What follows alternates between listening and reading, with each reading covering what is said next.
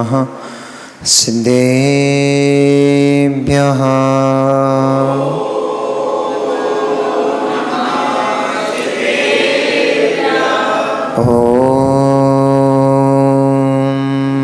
नमः सिद्धेभ्यः।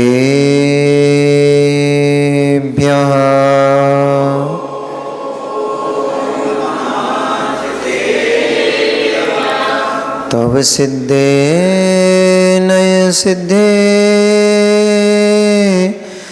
संयम सिद्धे चरित्र सिद्धेया नाणम इदंसणम मेया सिद्धे सिरसा नमस्सामि। सिद्धं संपूर्ण भव्यर्थं सिद्धे कारणमुत्तमं प्रशस्त दर्शन ज्ञान चारित्र प्रतिपादनम् सुरेंद्र मुकुट श्लिष्ट पाद पद्मांशुकेशरम् प्रणमामि महावीरं लोकत्रयीय मंगलम्। नमो अरिहन्ताणं नमो सिद्धाणं नमो आयर्याणं नमो वज्रायाणं नमो लोये सभ्यसाहुणम्। जय बोलिए अनंत अनंत परम सिद्ध परमेष्ठी भगवान की। जय बोलिए अनंत अनंत 24 तीर्थंकर भगवान की। देवादिदेव चिंतामणि प्रभु पार्श्वनाथ भगवान की। वर्तमान शासन नायक भगवान वर्धमान स्वामी की। आचार्य भगवान श्री कुंद कुंद देव की। आचार्य भगवान श्री रविशेण स्वामी महामुनिराज की। परम पूजनीय अध्यात्म योगी चर्याश्रमणी आचार्य गुरुदेव श्री विशुद्ध सागर जी महामुनिराज की। अहिंसामयी जैन धर्म की।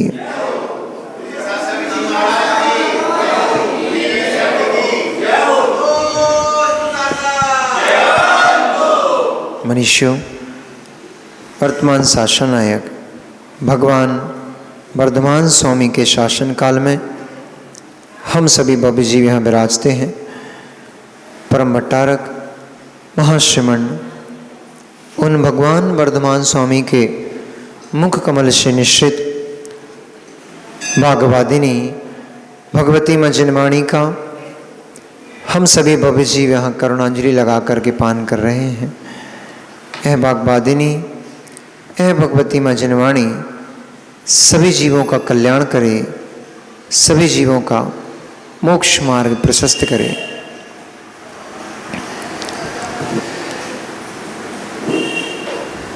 बध्य, बधक, बध और बध का फल,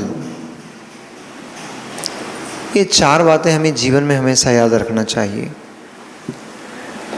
कोई भी कार्य आप करते हो उस कार्य के पीछे 4 बिंदु खोजना चाहिए।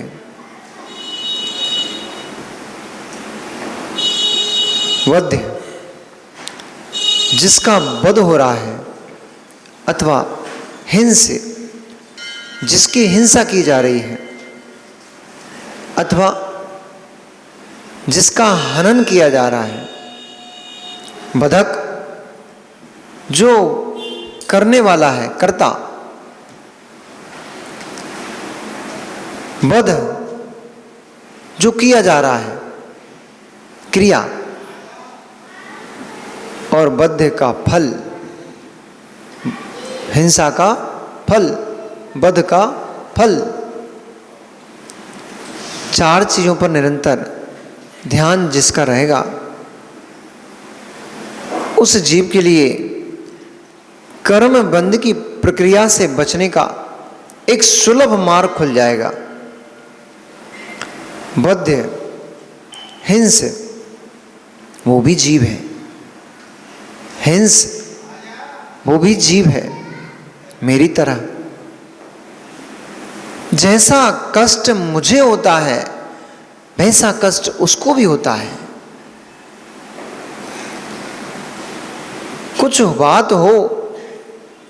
बात हो तो जैसा कलुषता, जैसी परिणामों में विकृति और जैसी आकुलता व्याकुलता मेरे अंदर उत्पन्न हो रही है, वैसी आकुलता व्याकुलता उसके अंदर भी है। मैं हिंसक हो गया, मैंने हिंसा कर डाली। द्रव्य हिंसा तो नहीं हुई, किसी के 10 प्राणों का वियोग तो नहीं किया, परंतु मित्र 10 प्राणों का वियोग भले ही ना किया हो, लेकिन किसी के भाव प्राणों की तो तुमने हिंसा कर डाली।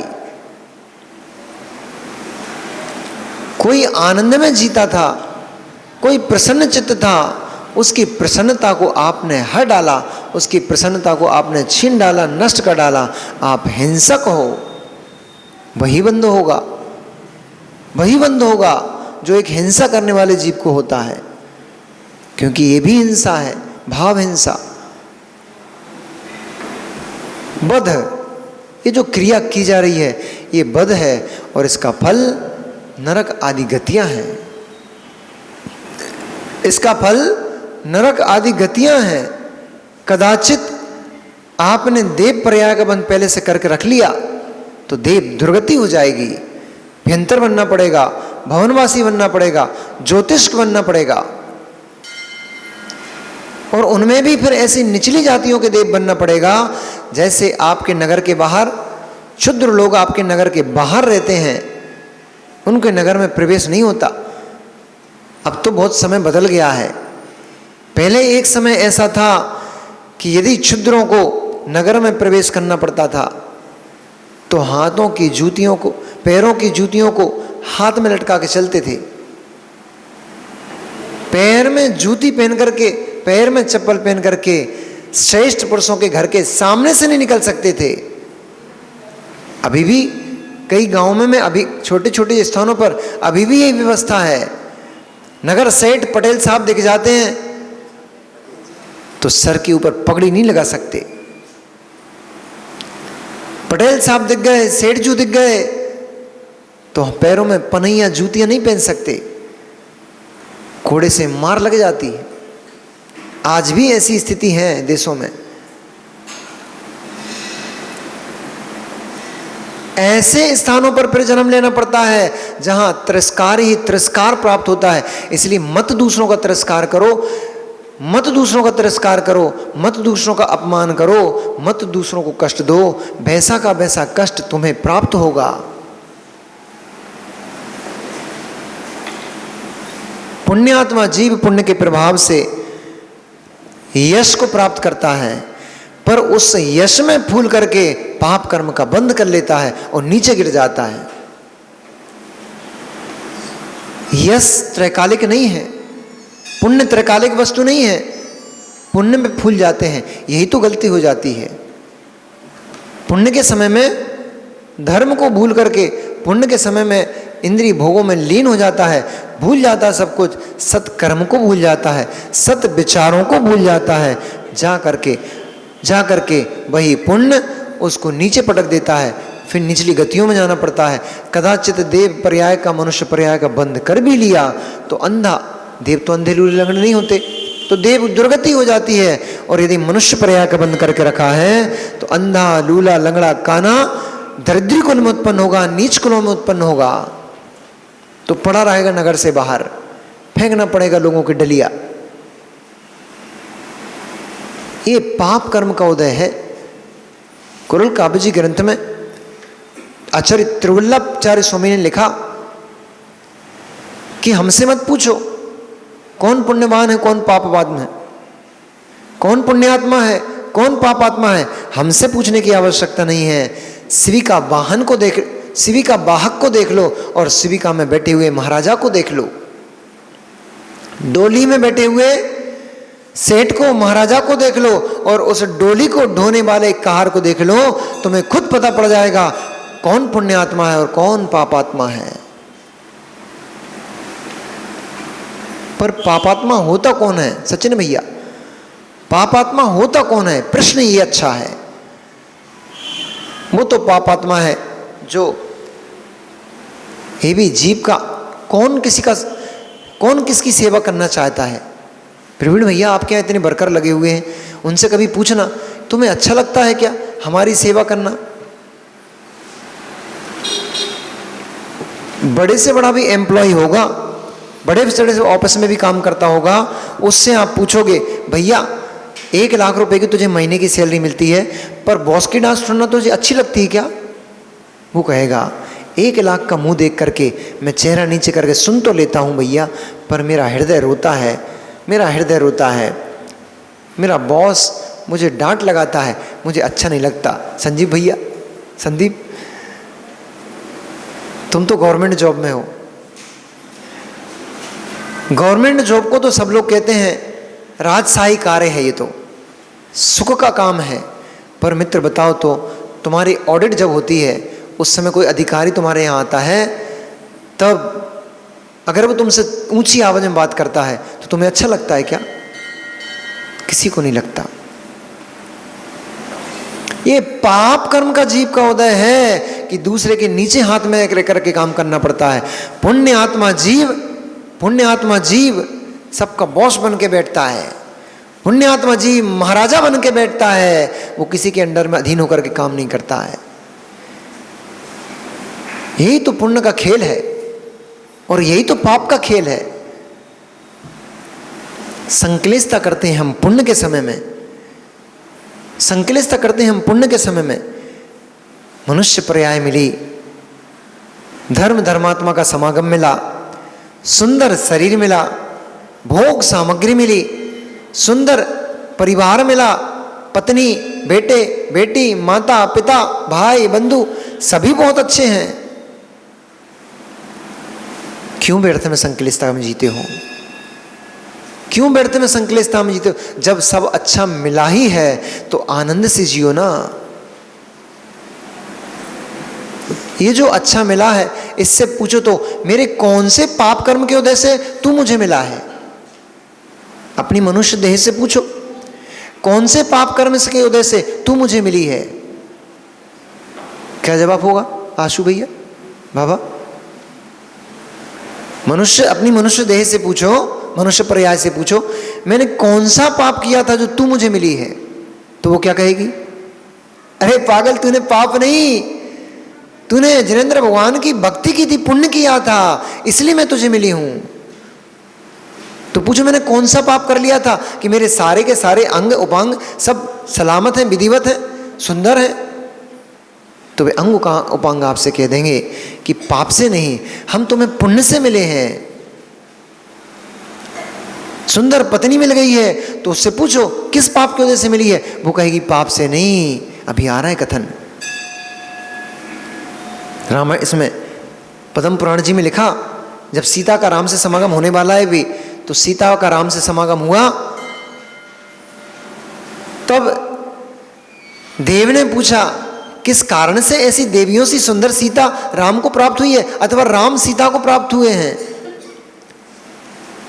तब तत्व के जानने वाले देव ने कहा, अरे जो रात्रि में भोजन, जो सूर्य अस्त होने के बाद भोजन पानी ग्रहण नहीं करता, उनको राम जैसे सुंदर पतियों की प्राप्ति होती है। जो कभी मुनियों की आरिकाओं की निंदा नहीं करते हैं, उनको ऐसे वैभव की प्राप्ति होती है, उनको ऐसे रूप की प्राप्ति होती है, उनको ऐसे यश की धन की प्राप्ति होती है।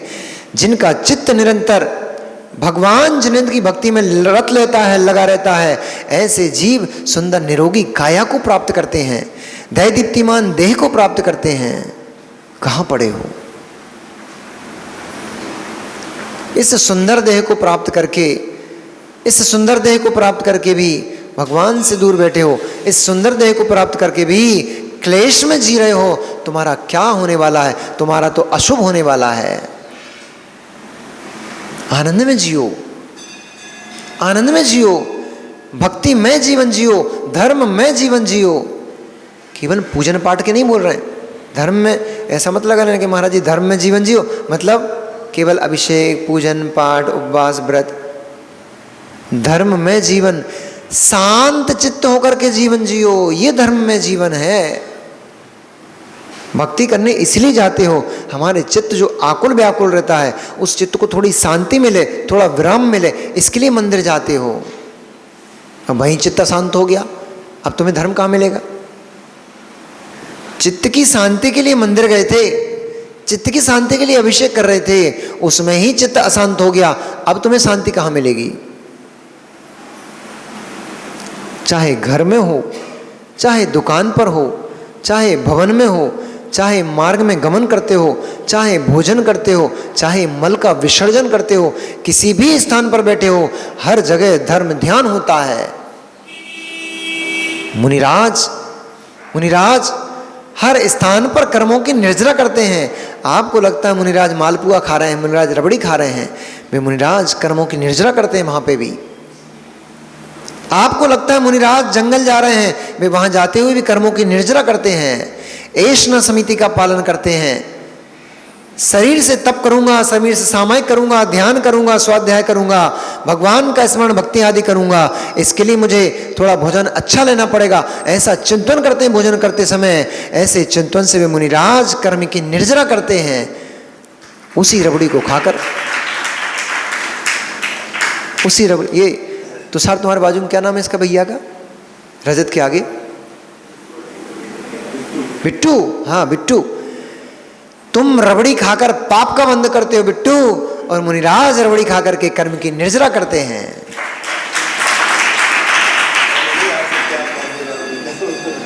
अरे वो नहीं करने वाला, रागी है बहुत वो। तुम रबड़ी खाके, तुम मालपुआ खाके, तुम पकवानों को खाकर उसमें चटकारा लगाते हो, आनंदित होते हो, आनंद आ गया, आज तो स्वर्ग की प्राप्ति हो गई, आज तो मोक्ष मिल गया, आज तो सारा का सारा सुख मिल गया है। ऐसे भावों को करके तुम कर्म का बंद करते हो। मुनिराज देखते हैं, ओ क्या परिणमन होने वाला है इसका, ये सुंदर मालपुआ, ये सुंदर रबड़ी, ये मेरे मुख में रखते ही मल के रूप में परिवर्तित हो जाएगी, भमन हो जाएगी, और पेट के घटिया के नीचे उतरते ही, घटिया के नीचे उतरते ही घाटी के नीचे सब माटी, गले की घाटी के नीचे उतरते ये सुंदर मालपुआ, सुंदर रबड़ी सब मल बन जाएगा। इसलिए राग से खाने की बात नहीं है, शरीर को चलाना है, इसलिए खाना पड़ता है। ऐसे भावों को करके वे मुनिराज कर्म की निर्जरा कर लेते हैं। कौन बद्ध है? प्रश्न ये है, कौन बद्ध है, कौन बधक है, वो बद्ध क्या है और इसका फल क्या है? तुम बद्ध हो, तुम ही बधक हो, अपने आप का ही वध कर रहे हो, इसका फल दुर्गति है। बाहर के लोगों को छोड़ दो, अपनी यात्रा अंदर की तरफ करो। चींटी को मार दिया, प्रायश्चित ले लिया, चींटी को मार दिया, प्रायश्चित ले लिया, किसी से गलत बोल दिया, प्रायश्चित ले लिया, किसी का मन दुखा दिया, दिल दुखा दिया, प्रायश्चित ले लिया। ये सब बाहर की क्रिया चल रही हैं। असल में किसका वध हो रहा है उसको तो देखो। कौन बद्ध है? बद्ध मतलब जिसका वध हो रहा है, हिंस, जिसकी हिंसा हो रही है। कौन है वो? मैं हूं। किसकी हिंसा हो रही है, किसका वध? कौन मर रहा है? मैं जा रहा हूं। बधक कौन है? इसे कौन मार रहा है मुझे? मैं स्वयं ही मार रहा हूं। कितना आनंद है, अच्छा लग रहा है ना? कह रहे हाँ, अच्छा लग रहा है। अपने आप को मारना अच्छा लगता है क्या? माँ भोजन बनाते कई बार चक्कू से हाथ में लग जाता। वो कल एक माँ बैठी थी, शायद कढ़ाई से उनका हाथ जल गया होगा। स्वाध्याय में कल दोपहर में एक माँ आई थी, अब मैं चेहरा भूल गया किसका था, हाथ अकेला ध्यान है मुझे। हाँ जो भी थी, स्वाध्याय के समय पे मैं देखा उनका हाथ जला हुआ था। तो भोजन पकाते कई बार ऐसा हो जाता है, तवा से, गैस से, आदि किसी निमित्त से, कढ़ाई आदि से गैस हाथ जल जाता है, अथवा शरीर में तेल वेल के छींटे चढ़ जाते हैं, जल जाता है। तो ऐसा अच्छा लगता है आपको अपने आप को जलाना? नहीं लगता। तो जब चाकू से कुछ सब्जी वगैरह बनाते हो, हथेली में लग जाता है, उंगली कट जाती है, तो आपको अपनी उंगली काटना अच्छा लगेगा क्या? वो कट जाती है तो फिर तुरंत छोड़ देते हो उसको, कार्य को, और उसकी सुरक्षा करने लगते हो। तो पागल नहीं कहलाओगे कि चक्कू लेके अपनी उंगली काटने बैठ जाओगे। कट जाती है तो रक्षा करते हो, उसकी सुरक्षा करते हो। और चाकू लेकर के ही अपने हाथ को, अपनी उंगलियों को काटने बैठ जाओगे, समझदार कहलाओगे ना? नहीं कहलाओगे। तो क्या कहलाओगे? हैं? पागल ही कहलाओगे। कितने अच्छे लोग हैं, अपने आप को बताते रहते हैं। उंगली कटने, अपने हाथ से कोई अपने अंगों का घात करेगा, अपने आप से अपने आप का कोई घात करेगा, तो उसको भैया हमारे पागल कहेंगे। तो भैया हमारे दीपक भाई हमारे पागल कहेंगे उसको। अरे मित्र, ये राग परिणाम क्या है, ये द्वेष परिणाम क्या है? ये राग परिणाम से, द्वेष परिणाम से, इनसे मेरी आत्मा का घात हो रहा है। अब क्यों नहीं कहते हम पागल हैं? थोड़ा ऐसे से कर लिया करो, सर के बालों को खुजला लिया, बिखेर लिया, और थोड़े कपड़े वपड़े चीत फाड़ के, और फिर वो चिल्लाए करो रोड पे खड़े होके, हाँ मैं पागल हूँ। लोग कहेंगे सही में खिसक गया है। अब ग्वालियर ले जाना पड़ेगा, आगरा से तो चला गया ना। अब कहाँ चला गया? बरेली, रायबरेली, अच्छा बरेली, कोई दूसरी बरेली। तो अब पहले अभी है यहाँ पर, पूरा शिफ्ट नहीं हुआ है। उनको पता है यहाँ पर आने जाने वालों की भीड़ कम नहीं होने वाली है, तो एक ब्रांच उन्होंने वहाँ पर खोल ली होगी, एक ब्रांच यहाँ पे भी है, यहाँ पे भी है अभी। तो आपका तो काम जल्दी बन जाएगा, यहीं कहीं शिफ्ट हो जाए, रेफर कर देंगे वो यहीं के यहीं कि वो खिसक गया ये। अरे किसी से नहीं बोलना है, दूसरे को नहीं बताना मैं पागल हो गया। अपने आप से कहो मैं कितना बड़ा पागल हूं, मैं कितना बड़ा मूर्ख हूं, अपने द्वारा ही अपना आघात करता हूं। मेरे से बड़ा जगत में कौन पागल होगा? मैं राग को प्राप्त हुआ, मैंने मेरा ही घात कर लिया। मैं द्वेष को प्राप्त हुआ, मैंने मेरा ही घात कर लिया। मैंने किसी से लड़ाई झगड़ा किया, मैंने मेरा ही घात कर लिया। मैंने किसी को बुरा भला कहा, मैंने मेरा ही गलत भला कर लिया। मैं ही हिंसक हूं, मैं ही हिंसक हूं। पर कहां समझता है जीव? मोहिनी कल पूछ रहे थे, जो पूछ रहे थे वो तो आए नहीं आज। कल एक प्रश्न आया था कि महाराज जी सब समझ में आ रहा है, स्वाध्याय कर रहे हैं ना आजकल, प्रवचन सुन रहे हैं, तो महाराज जी सब समझ में आ रहा है, ये सब करना योग्य नहीं है हमारे लिए।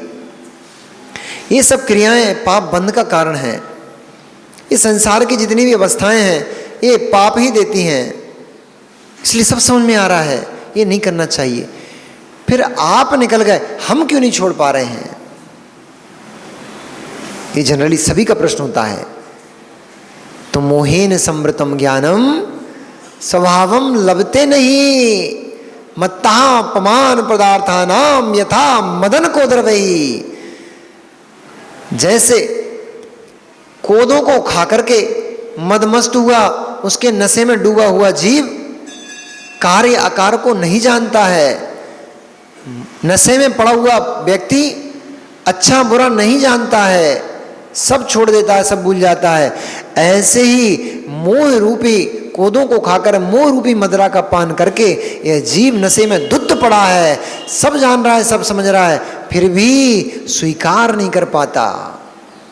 यही तो मोह है, यही तो बाह्य पदार्थ इतना लोलुपी है, बाह्य पदार्थ इतने लुभा लेते हैं कि जीवन में लोलुपी हो जाता है, उनकी तरफ आकर्षित हो जाता है। कितनी सुन लो, जैसे ही बाहर निकलते, वो हमारे ये निवृत्त सागर जी बोलते हैं चिकने घड़े की तरह हैं। संसारी लोग चिकने घड़े की तरह हैं, कितने ही पानी डाल दो सब बह जाता है, सोखते ही नहीं है। पर इनकी थोड़ी सी मान्यता अलग है, मेरी मान्यता अलग है। मेरी मान्यता ये है, चिकने घड़े में भी पानी का संचार हो जाता है। तुम गलत कर रहे हो इसलिए नहीं हो पा रहा है, तुम पानी को डाल रहे इसलिए बह जा रहा है। अरे पानी को डालो मत, पानी को सुरक्षित करो, बड़ी बकेट में लेकर के उस घड़े को उसमें डुबा दो।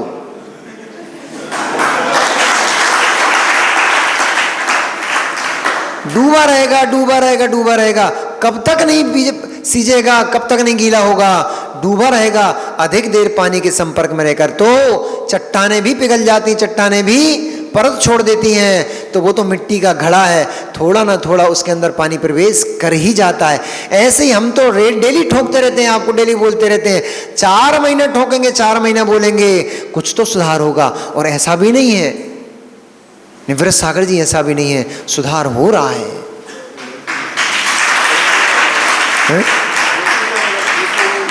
हाँ, ये योग सागर जी बोल रहे हैं, ठोकेंगे तो फूटने नहीं देंगे। हाँ, ये भी कुम्हार की कला होती है। ठोकता तो है, अंदर हाथ लगाता है और बाहर से ठोकता है। ठोकता भी उतनी जोर से है ताकि आकृति सही हो जाए, टूटने ना पाए। इसलिए हम भी ठोक तो देते हैं,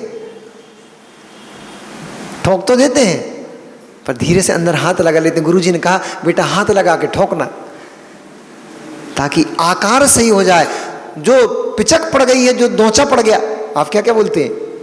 हमारे बुंदेलखंड में तो दोचा बोलते हैं। गुंडी, ए सचिन भैया कभी पानी भरा? संदीप भैया, संदीप का सचिन, संदीप भैया पानी भरा कभी? तो गुंडी से भरा, गुंडी से। हमने बचपन में भरा गुंडी से पानी। तो एक बार गुंडी गिर गई थी तो उसमें दोचा पड़ गया था इतना बड़ा, इसको बोलते हैं पिचक। आप क्या क्या बोलते हैं? पिचक बोलते हैं। हमारे यहाँ गांव में उसको दोचा बोलते हैं। बोले गुंडी में दोचा पड़ गयो तो कसेरे के पास ले जाकर के उसने धीरे से हथौड़ी से उसको ठोक पीट के उस दोचे को ठीक कर दिया, उस पिचक को मिटा दिया। ऐसे ही गुरु की जो पिटाई होती है, गुरु की डांट होती है, वो कसेरे के समान होती है। हल्के हल्के हाथ से ठोकता तो है, पर इस बात का ध्यान रखता है फूटने ना पाए। सामने वाला इसको ठीक कराने लाया है, इसको फुड़वाने नहीं लाया। इसलिए धीरे धीरे, हथौड़े की चोट नहीं मारता, लोहार नहीं है, कसेरा है। ये सुनार बैठे ना हमारे सामने, प्रवीण भैया, इनके चांदी का काम होता है। तो चांदी को कूटने के इतने बड़े बड़े घन मंगाते हो गया? नहीं, छोटी हथौड़ी होती है, उससे ठोका पीटी करना पड़ती है। लोहे के लिए घन की आवश्यकता होती है, सोने चांदी के लिए छोटी सी पतली सी हथौड़ी होती है, उससे काम होता है। अब सोने के ऊपर लोहे का घन पटक दोगे, क्या हाल होगा वाकई। तो ऐसे मुनिराजों को ये विद्या भी सीखना चाहिए, घन मत पटको। जब हथौड़ी से ही अपना काम दोचा मिट रहा है तो घन क्यों पटकते हो घड़े को? चलो भैया, और भी काम है अपने को। ये राग और ये द्वेष, ये हमारे ही परिणाम है, मेरे ही भाव हैं। इन राग परिणामों से, द्वेष परिणामों से जीव को बंध होता है, समझ नहीं पाता तो राग करता है। स्वदेह में राग, फिर परदेह में राग।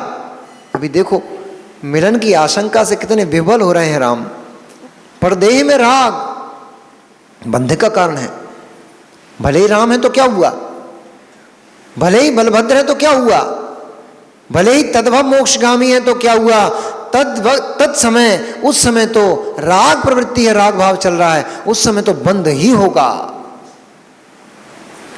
जिसके लिए इतना बड़ा विकट युद्ध रचा, रावण जैसे सुभट से युद्ध किया और लंका समुद्र को पार कर लंका कितनी कितनी विविधानों को झेला, लंका पहुंचे। किसके लिए?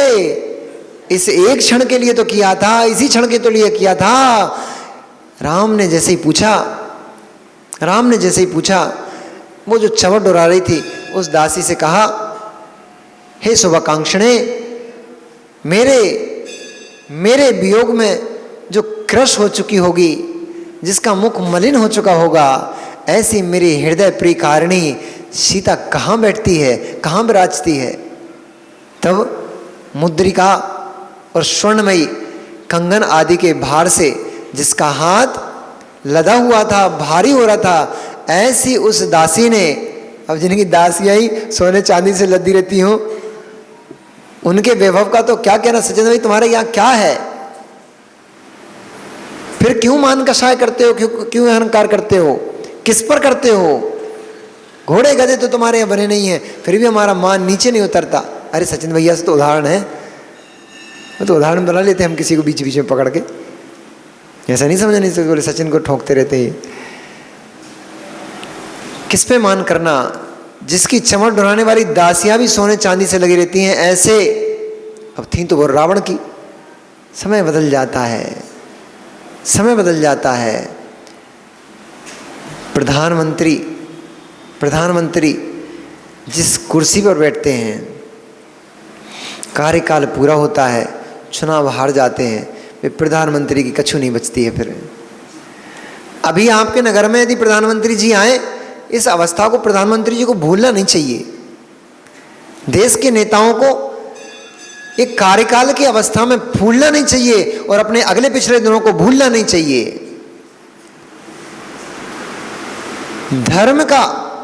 धर्म की अवहेलना करोगे, धर्म की अवहेलना करोगे तो नियम से गली गली में अवहेलना होगी। धर्म की असाधना का यही फल होता है।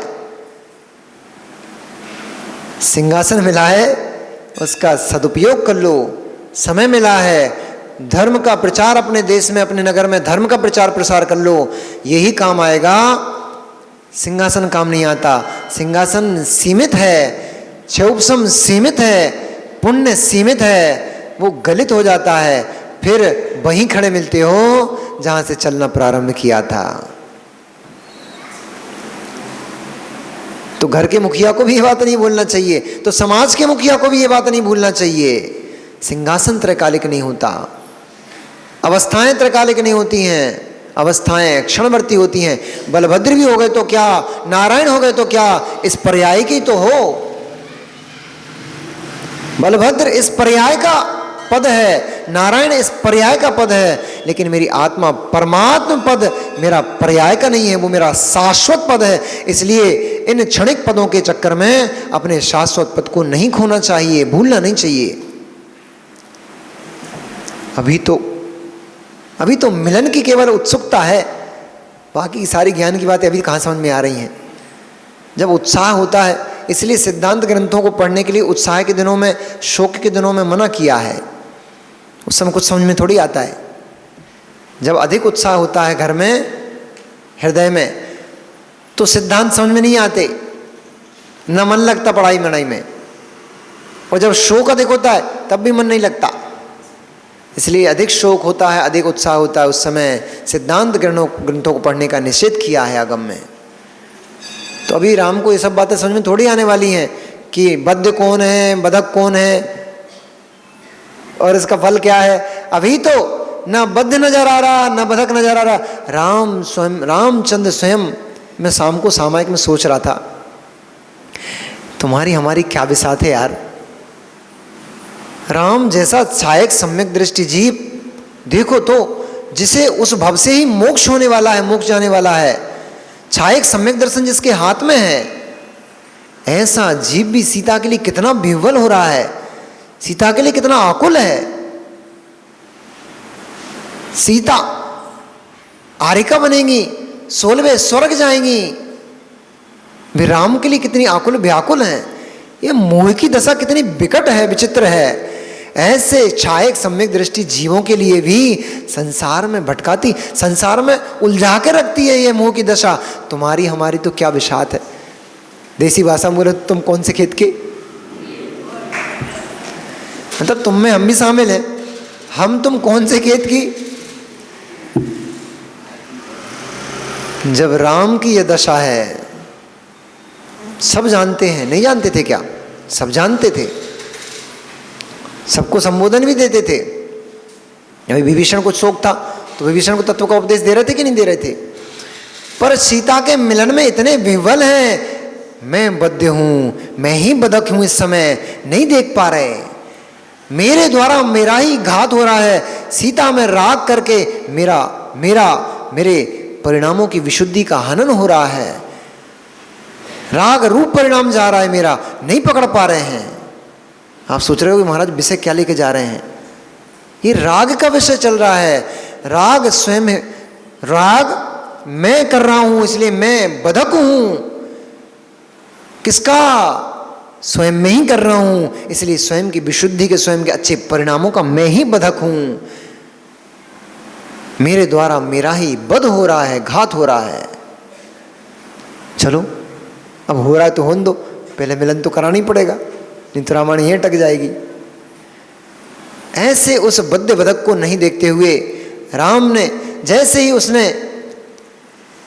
उस वाटिका की तरफ इशारा किया जिसमें सीता निवास करती थी, राम तुरंत शीघ्र ही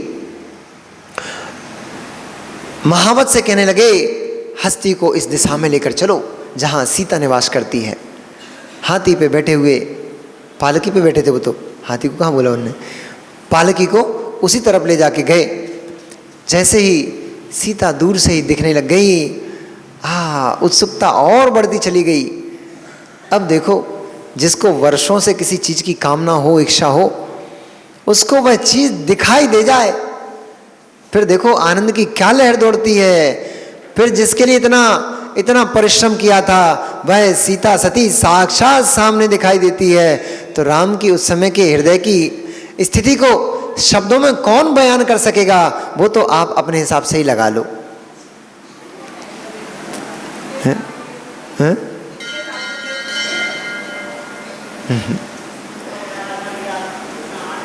ऐसा उसमें आया नहीं।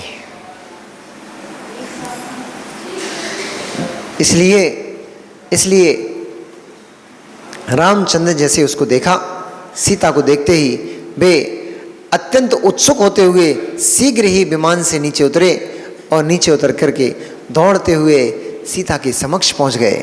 सारे के सारे महासुभट योद्धा उनको चारों ओर से घेर के खड़े हो गए।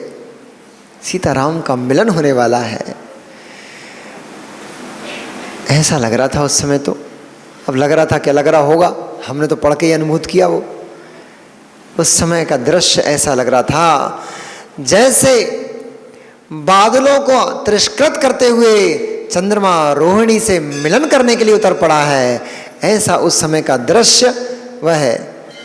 वाटिका में रामचंद्र जी जैसे ही सीता के समक्ष पहुंचे, सीता कभी अपनी दृष्टि को निम्न करती थी तो उत्सुकता से भरी पुनः पलकों को उठाकर राम के मुख का अवलोकन करती थी, राम की आंखों का अवलोकन करती थी। लज्जा से भरी हुई सीता पुनः अपने नेत्रों को नीचे कर लेती थी, बार बार अपने नेत्रों को कभी नीचे करती थी, कभी राम के मुख पर डालती थी। इस प्रकार की चेष्टा बड़ी देर तक चलती रही। अब बड़े दिनों के बाद मेरे थोड़ा शर्म संकोच भी होता है। वो एक मूवी देखी थी, उसमें वो सिमरन वाली थी ना, जा सिमरन, DDLJ, दिल वाले दुल्हनिया ले जाएंगे, शायद उसका ही सीन है। हाँ शायद उसका ही है। तो वो अब उसका हो चाहे दूसरी का हो, जो भी है, तो वो शाहरुख खान और काजोल और उसमें थी रानी मुखर्जी। तो शाहरुख खान की रानी मुखर्जी से शादी हो जाती है और कुछ होता है। हाँ कुछ होता है।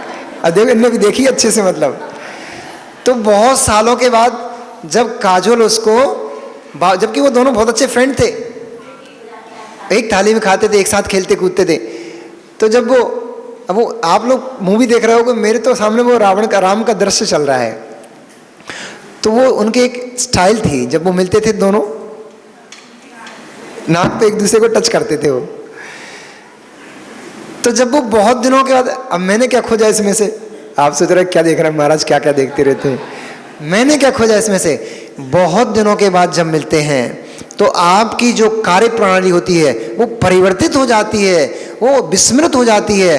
तो वो जब बहुत दिनों के बाद मिले थे तो एक दूसरे को जब वो नाक पे कर रहे थे तो वो कभी हाथ टकरा जाते थे उनके, तो कभी भूल जाते थे कहाँ टच करना था, ऐसा। तो ऐसे ही वो सीता और राम संकुचित हो रहे थे। इतने दिनों के बाद मिले थे ना, तो संकोच हो रहा था, कैसे मिले, कि पहले क्या बोले, क्या करें क्या ना करें, बड़ी आकुल व्याकुल की स्थिति थी। कुछ भी समझ में नहीं आ रहा था। कुछ नहीं समझ में आया, तो जब कुछ समझ में ही नहीं आया तो सीधे राम ने अपने दो बाणों को फैला दिया।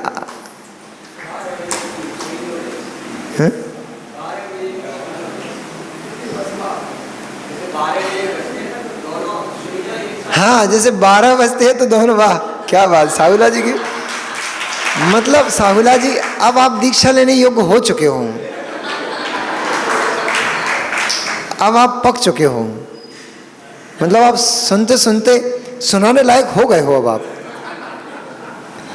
तो जैसे 12 बजे दोनों सुइयां मिल जाती हैं, ऐसे ही राम सीता, जैसे ही राम ने अपनी बाहों को फैलाया, भागकर सीता ने राम को ऐसा गाढ़ आलिंगन किया जैसे दुग्ध में मिश्री मिलकर के घुल करके एक हो जाती है। जैसे जैसे जैसे पानी में क्या मिलाना है?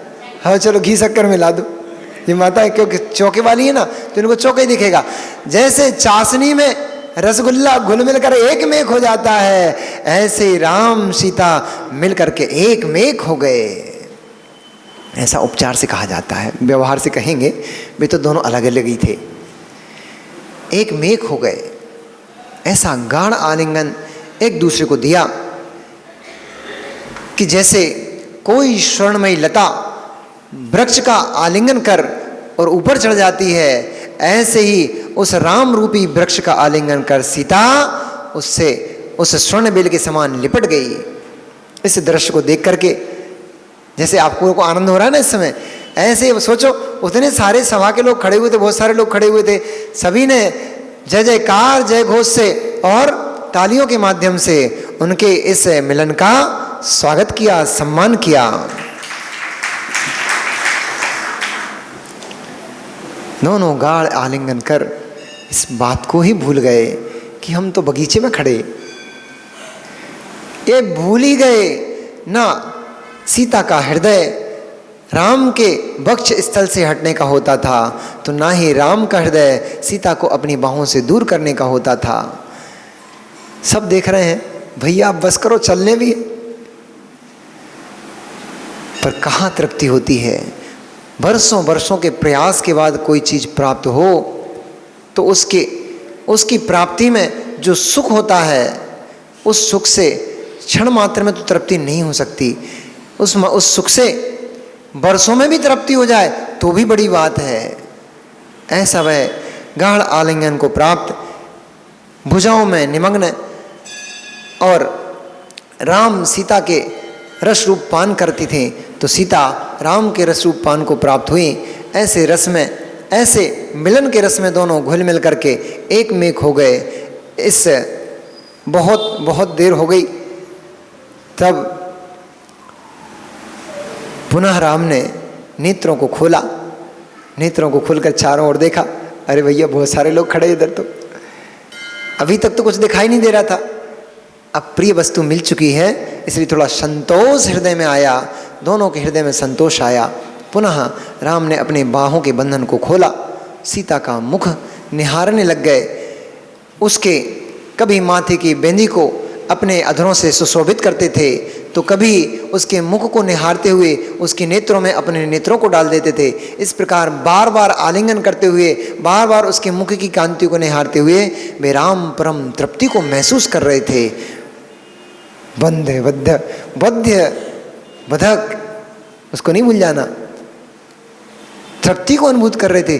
पर द्रव्य में तृप्ति की अनुभूति बंध का हेतु है, बंध का कारण है, परंतु उस समय तो वही उनको श्रेष्ठ लग रहा था, वही प्राप्त करने योग्य लग रहा था। इसलिए बार बार आलिंगन के उपरांत भी राम सीता को संतोष नहीं प्राप्त हो रहा था, फिर भी औपचारिकताएं थीं, उनको तो निभाना ही था। कुशल क्षेम पूछते हैं और एक दूसरे के शरीर आदि को देख करके कहते हैं, आप तो बड़े क्रश हो चुके हो, क्या आपने जलपान नहीं किया? तब सीता ने मधुर स्वर से कहा, आप भी तो शरीर से कितने दुर्बल हो चुके हैं, क्या आपको जलपान नहीं रुचता था क्या? अब ऐसी मीठी मीठी बातें तो फिर होती हैं, बहुत दिन बाद मिले हैं। सचिन भैया, देवी मैके चली जाती है सचिन भैया, देवी मह के चली जाए सावन पे, परमानेंट नहीं, परमानेंट तो हालत ही खराब हो जाएगी। सावन पे देवी मह के चली जाए, फिर 15 दिन के बाद आए, तो बातों का एक अलग आनंद होता है कि नहीं होता? अरे भाई, तो पागल लोग होते हैं, लड़ झगड़ के सारे आनंद को नष्ट कर देते हैं। इतने दिन से फोन लगा रहा हूं, तू अब आ रही है, ऐसा तो नहीं करता आशु? आशु ने के चेहरा लटका लिया, गड़बड़ है इसके साथ कुछ। कई दिनों के बाद मिला दंपत्ति वचन रूपी प्रलाप से आनंदित होता है, आनंद को प्राप्त होता है। तो जिसको कई दिनों के बाद सीता मिली हो, ऐसे राम को कहाँ थोड़े से शब्दों में तृप्ति होती थी, बहुत सारी बातों को उन्होंने किया, पर फिर भी तृप्ति को प्राप्त नहीं हो रहे थे।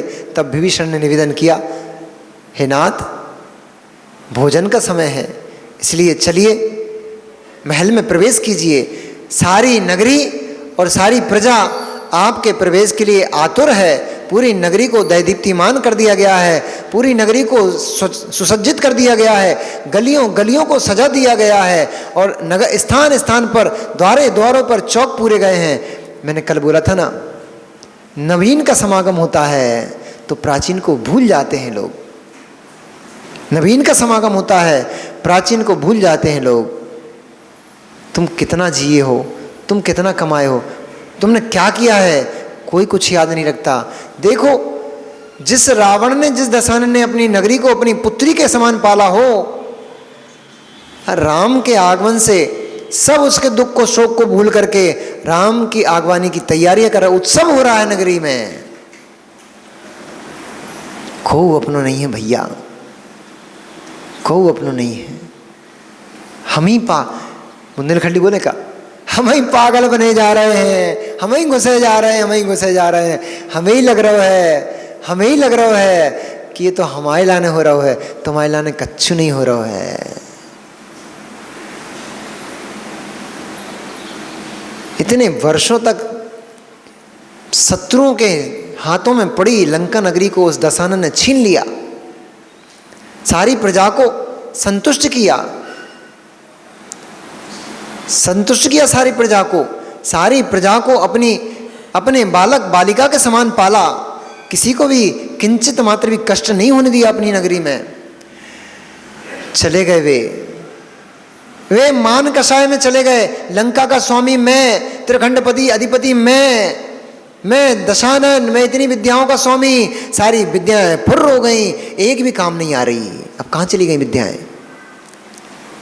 कितने वर्षों तप करके इन विद्याओं को सिद्ध किया था। एक सेकंड नहीं लगा, एक सेकंड लगा हो। कितना तप किया था, वर्षों की साधना की, तप किया था, तब जाके एक विद्या की प्राप्ति की थी।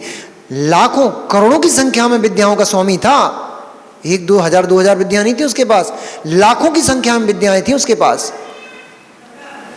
पर जैसे ही रणभूमि तुम्हारे पास कहा है भैया, जैसे ही रणभूमि में प्राण पखेरु इस शरीर से बाहर निकले, सारी विद्याएं विलीन हो गई, सब अपने अपने स्थान चली गई छोड़ के। कोई नहीं देख रही तेरी क्या हालत पड़ी है दशानन, कोई नहीं देख रही। जिसके साथ दिन रात रहती हूँ, जिसकी आज्ञा में जीती हूँ, ऐसी विद्याएं सब बिसरा कर चली गई। अब तुम्हारा क्या होगा? अब तुम्हें कौन देखेगा? तुम्हारी तो अब ही नहीं सुन रही तुम्हारी औलादें, तुम्हारा क्या होगा मित्र? रजत भाई, औलाद अब ही नहीं सुन रही है, तुम्हारा क्या होगा मित्र? इससे पहले रजत भाई, इससे पहले वो कहेंगे सोनू, हमारे झंडे वाले सोनू ही नाम है ना, सोनू भाई। इससे पहले वो बच्चा तो कंधे से नीचे ही नहीं उतरता, लटका ही रहता ऊपर ही। तुम तो राग करके लाड़ से, अपन तो राग से लाड़ कर करके उन बच्चों को ऊपर कंधे पे लटका घूमते हैं, छाती पे लटका घूमते हैं। ये बच्चे बड़े हो जाते हैं, इनको केवल अपना हित दिखता है, अपनी संपत्ति दिखती है, अपना घर परिवार दिखता है, सबको भूल भाल करके तिरस्कार कर देते हैं माता पिता का। ये तो लोग लोक नीति के, लोक रीति के भी विरुद्ध है। क्यों तिरस्कार करना? अरे जिनने पाल पोस के बड़ा किया, कम से कम उनका मान सम्मान ही रखते रहो, इतनी कर लो। ज़्यादा तो कुछ दे नहीं पाओगे, इतनी कर लो। उनका सम्मान ही बचा रहे कम से कम घर में, इतनी कर लो, बहुत है। वो भी नहीं कर पाते। जिन बच्चों को हम छाती पे लाग लाद के पाल पोस के इतना बड़ा करते हैं, रजत भाई उस समय बड़ा कष्ट का है। उस पिता के हृदय से पूछो जिस समय उसका बच्चा उसको धुतकारता है, तुम चुपचाप बैठे रहो, तुम्हें कुछ नहीं आता।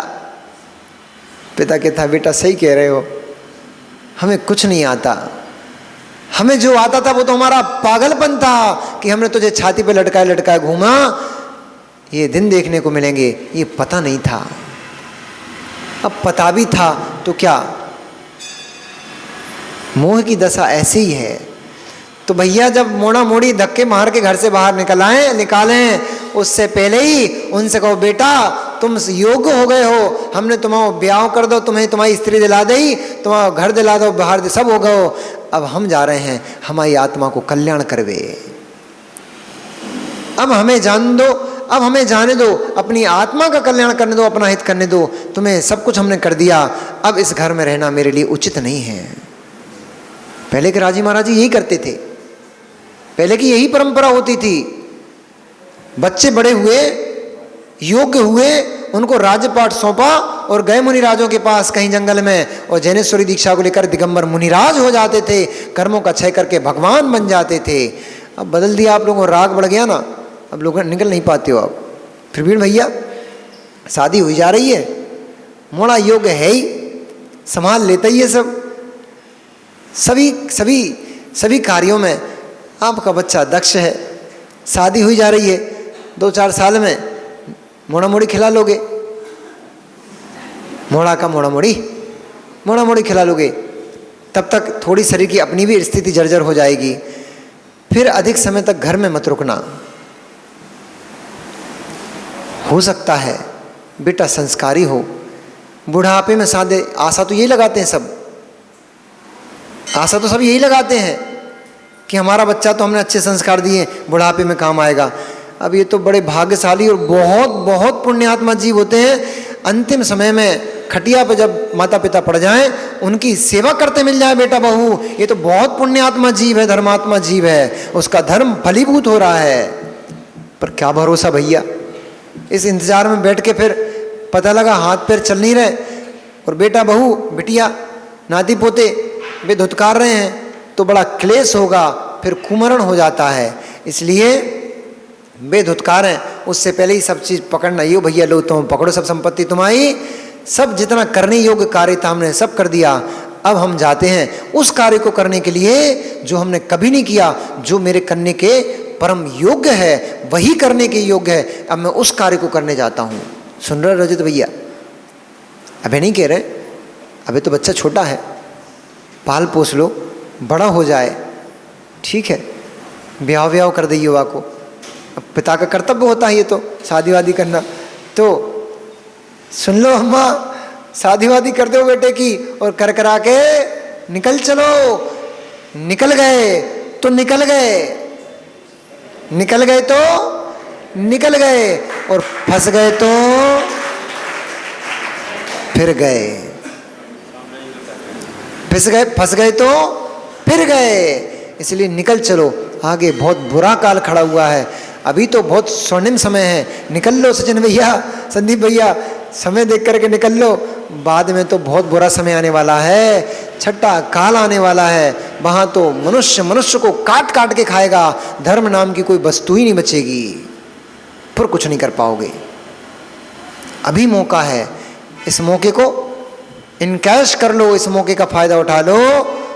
अच्छी बॉल मिली है, छक्का लगा लो, मैच जीत जाओगे।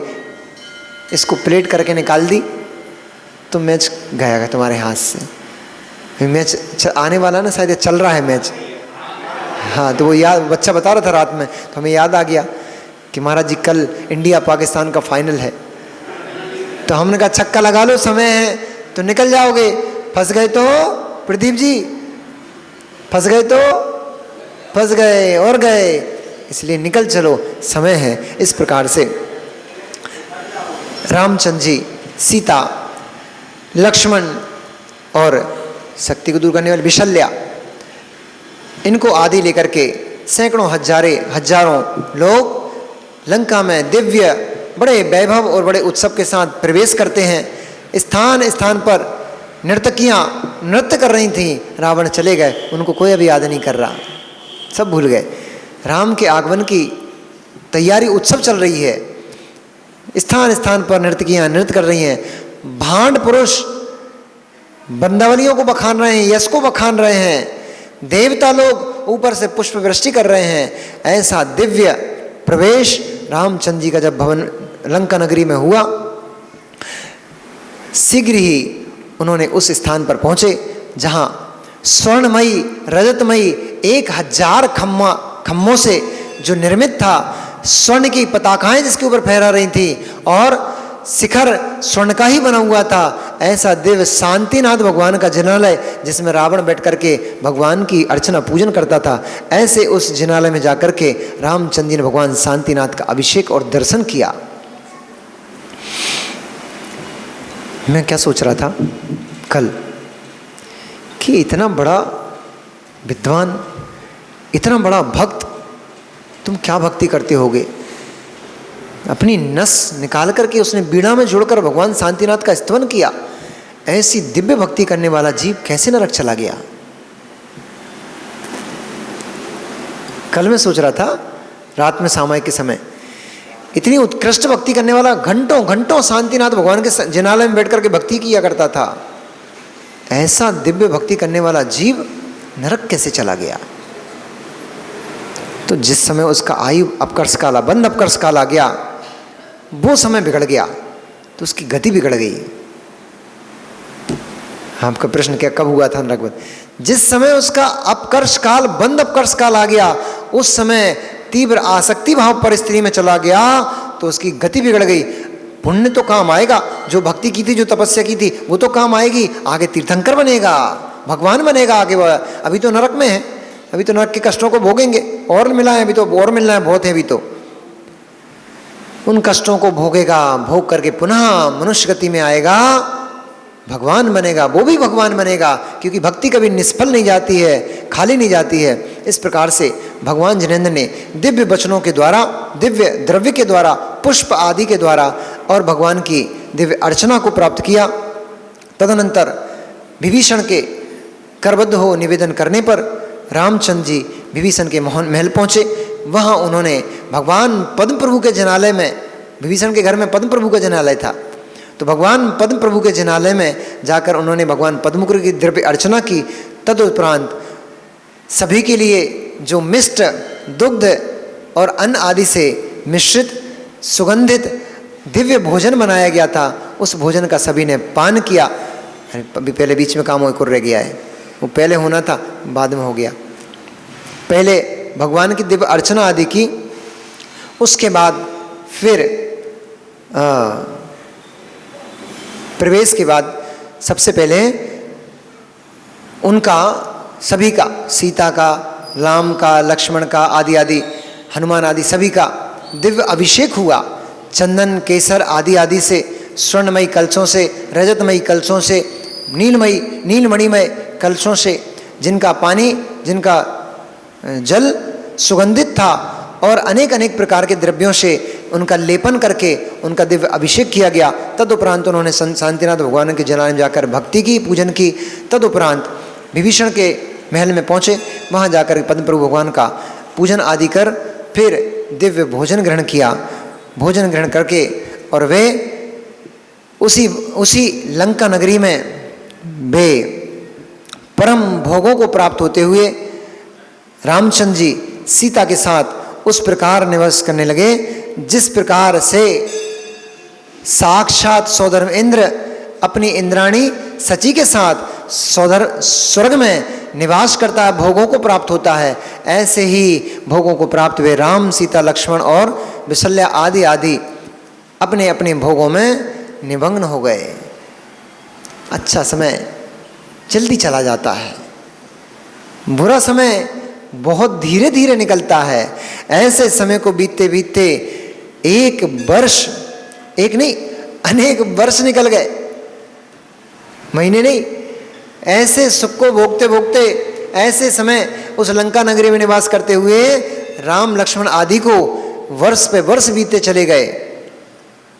तब एक दिन लक्ष्मण को याद आई, अरे हमने रास्ते में जितनी हमारी पत्नियां बनी थी उन सबको हम आश्वासन दे के आए थे कि जब हमारा कार्य सिद्ध हो जाएगा, हम सीता से हमारा मिलन हो जाएगा और स्थान निश्चित हमारा हो जाएगा तो हम आपको अवश्य बुला लेंगे। तो उनको याद आया, तब उन्होंने विभीषण से निवेदन किया कि हे विभीषण, अनेक अनेक स्थानों पर मेरी अनेक अनेक पत्नियां हैं, उन सभी को लंका नगरी में शीघ्र लाया जाए। तब विभीषण ने अपने अनुचरों को पहुंचा करके वज्रकर्ण की पुत्री रूपवती, बालीखिल्य की पुत्री कल्याणमाला, पृथ्वीधर की पुत्री बनमाला, शत्रुंधम की पुत्री जितपद्मा आदि अनेक सैकड़ों स्त्रियों को जिन्होंने लक्ष्मण के साथ विवाह संपन्न किया था, ऐसी उन लक्ष्मियों को लंका नगरी में बुलाया गया। उनका दिव्य स्वागत हुआ। पुनः वे राम लक्ष्मण और अनेक अनेक स्त्रियों के साथ भोगों को प्राप्त होते हुए 6 वर्ष का समय बीत गया। पर राम की सीता के प्रति रति कम ही नहीं हो रही थी। उनको लगता था अब हमें लंका से चलना चाहिए, बहुत दिन हो गए। तो कभी लगता था कि अब लंका में कब तक ठहरे रहेंगे, भाई दूसरे का घर है, इतने दिन बीत गए।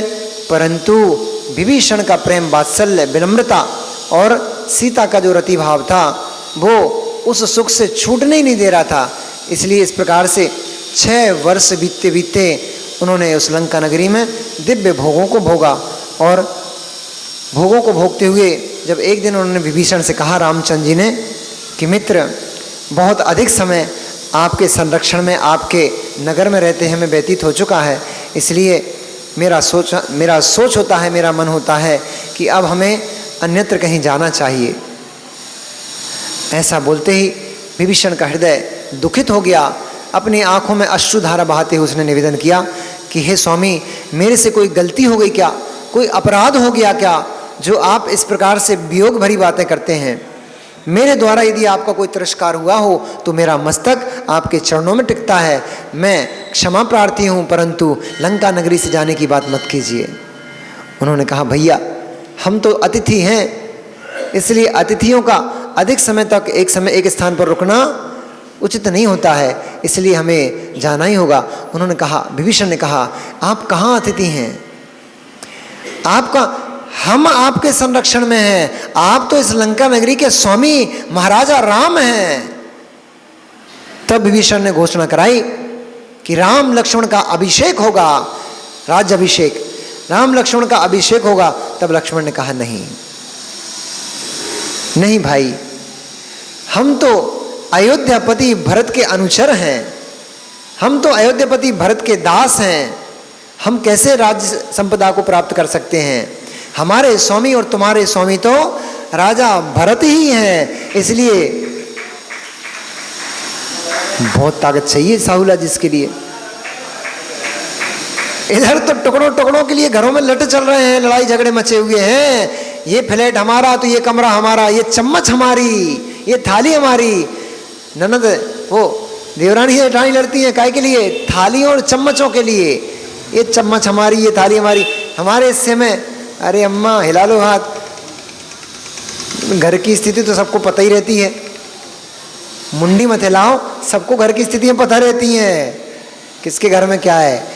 मुंडी हिलाने से कुछ नहीं होगा, सबके घर की यही स्थितियां हैं। अरे तुम चम्मच के लिए लड़ती होंगी, तुम किसी दूसरी चीज के लिए लड़ती होंगी। टुकड़ों टुकड़ों के लिए लड़ाई मची पड़ी है, टुकड़ों टुकड़ों के लिए लड़ाई मची पड़ी है, 100 रुपया के पीछे लड़ाई मची पड़ी है। अरे घड़ी देखो क्या कर रही भैया, लड़ाई नहीं होती तो आदमी न्यारा क्यों होता है। लड़ाई न्यारा इसीलिए होता है, घर में विवाद ना हो, घर में विवाद ना हो तो खंड खंड क्यों हो। घर में विवाद, घर के खंड इसी बात को दर्शाते हैं कि आपके घर में विवाद है। भाई भाई टुकड़े टुकड़े के लिए लड़ रहे हैं। वे श्री रामचंद्र वे लक्ष्मण क्या कह रहे हैं, हम तो अयोध्यापति भरत के सेवक हैं, अनुचर हैं, हमारे राजा हमारे स्वामी तो हमारे महाराज भरत ही हैं। ओहो, इतनी उत्कृष्टता चाहिए हृदय में, कितनी कितनी ऋजुता, कितनी कोमलता चाहिए इतना बोलने के लिए, कितना विशाल हृदय चाहिए। इसीलिए तो भगवान बनेंगे भैया, इसलिए महापुरुष हैं, क्योंकि सामान्य पुरुषों जैसी उनकी सोच भी नहीं होती है।